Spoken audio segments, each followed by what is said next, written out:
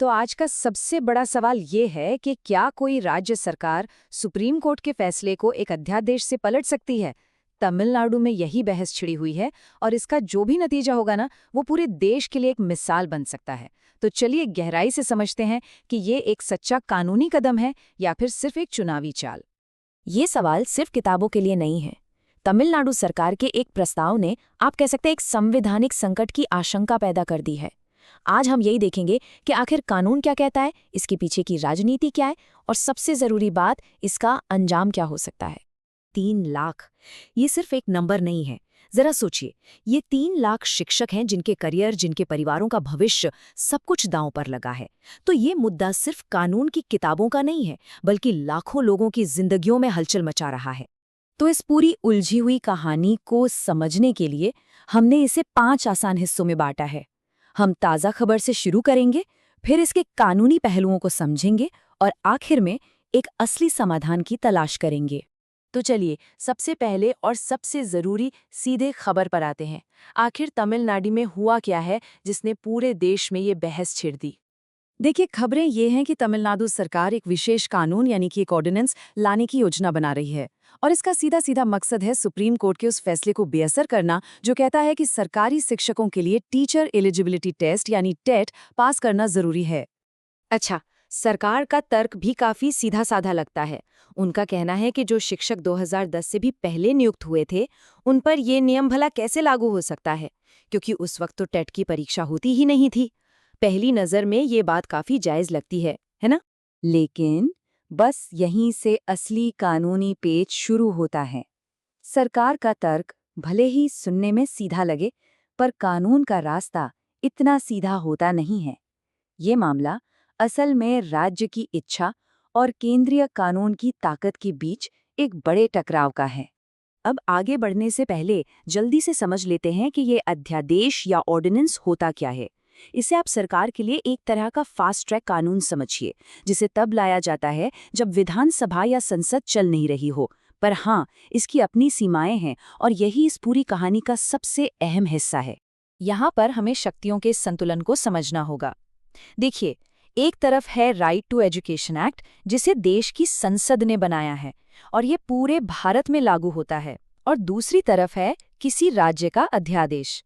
हमारा संविधान साफ कहता है कि कोई भी राज्य का कानून या अध्यादेश केंद्रीय कानून से ऊपर नहीं हो सकता। तो असली बात यह है कि राज्य सरकार की शक्तियों पर संविधान ने एक साफ लक्ष्मण रेखा खींची हुई है। कोई भी राज्य सरकार कोर्ट के फैसले को तब तक नहीं पलट सकती जब तक वो उस कानून की बुनियाद ही न बदल दे जिस पर वो फैसला टिका है। और उस कानून की बुनियाद को बदलने की शक्ति वो सिर्फ और सिर्फ देश की संसद के पास है, किसी राज्य सरकार के पास नहीं। इस कानूनी सच्चाई को देखते हुए दिमाग में एक सवाल आता है, अगर राज्य सरकार के पास ऐसा करने की शक्ति ही नहीं है तो फिर इस तरह की घोषणा की ही क्यों गई? क्या इसके पीछे कोई और मकसद छिपा है?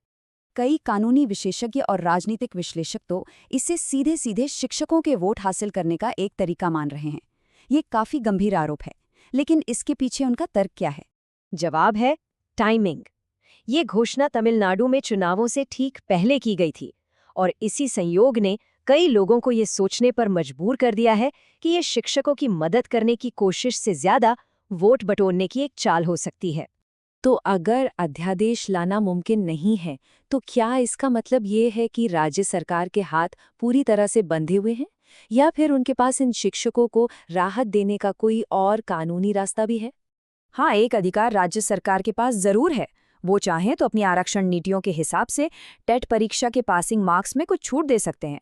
ये एक सीमित लेकिन एक महत्वपूर्ण शक्ति है, जिससे कुछ शिक्षकों को वाकई मदद मिल सकती है। पर यहाँ एक और बड़ा सवाल खड़ा हो जाता है।